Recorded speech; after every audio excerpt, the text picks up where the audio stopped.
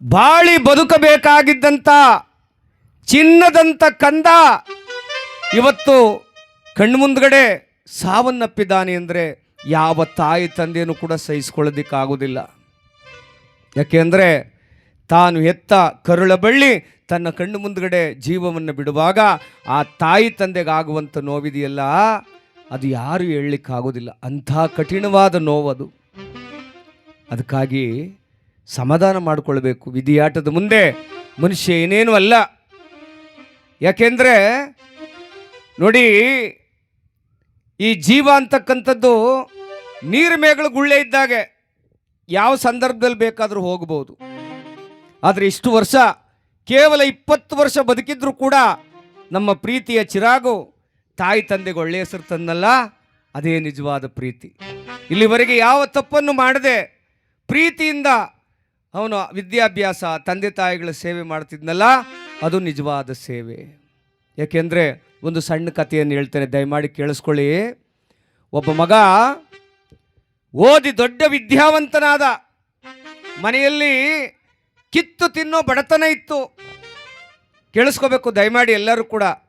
ಮನೆಯಲ್ಲಿ ಕಿತ್ತು ತಿನ್ನೋ ಬಡತನದ ನಡುವೆ ತಾಯಿ ತಂದೆ ಕೂಲಿ ಕೆಲಸ ಮಾಡಿ, ಗದ್ದೆ ಕೆಲಸ ಮಾಡಿ, ಕೂಲಿ ಕೆಲಸ ಮಾಡಿ ಅವ್ರಿವ್ರ ಮನೆಯಲ್ಲಿ ಒಂದು ತನ್ನೈಸ್ಕೊಂಬಂಡು ತಿನ್ನಿಸಿ ಆ ಮಗನ ಬೆಳೆಸಿದ್ರು. ಆ ಮಗ ಚೆನ್ನಾಗಿ ಓದಿ ವಿದ್ಯಾವಂತನಾದ.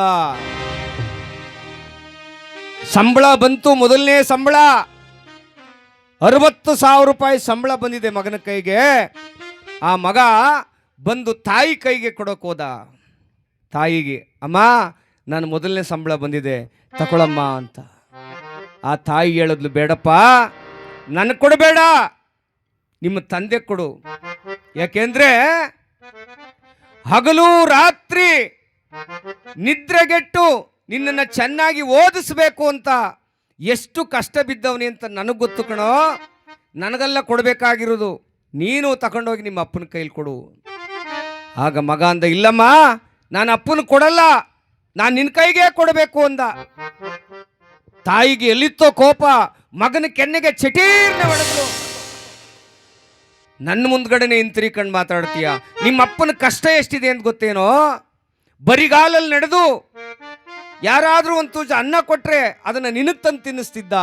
ಯಾಕೆಂದ್ರೆ ನಮ್ಮ ಮನೇಲಿ ಅಂಥ ಬಡತನ ಇತ್ತು. ಇವತ್ತು ಓದಿ ವಿದ್ಯಾವಂತನಾದ ತಕ್ಷಣ ಸಂಬಳ ನನ್ನ ಕೈಲಿ ಕೊಡೋಕೆ ಬಂದಿದ್ದೀಯಾ, ನಿಮ್ಮ ಅಪ್ಪನ ಕೈಲಿ ಕೊಡು.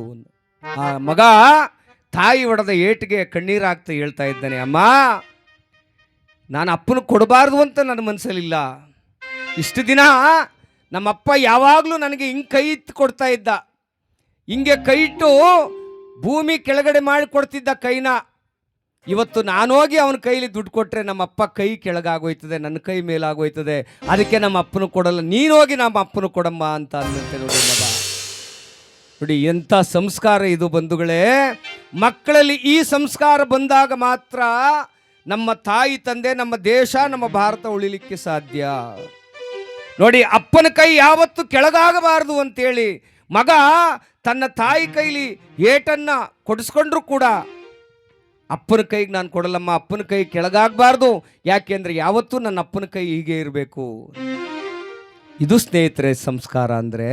ಮಕ್ಕಳಿಗೆ ತಿಳುವಳಿಕೆಯನ್ನು ಹೇಳಿ, ಮಕ್ಕಳಿಗೆ ಜಾಗೃತಿಯನ್ನು ಹೇಳಿ, ಮಕ್ಕಳಿಗೆ ಜವಾಬ್ದಾರಿಯ ಬಗ್ಗೆ ತಿಳಿಸ್ಕೊಡಿ. ಆವಾಗಲೇ ನಮ್ಮ ಜೀವನ ಸುಖಮಯವಾಗಿರ್ತದೆ, ಸಂತೋಷಮಯವಾಗಿರ್ತದೆ.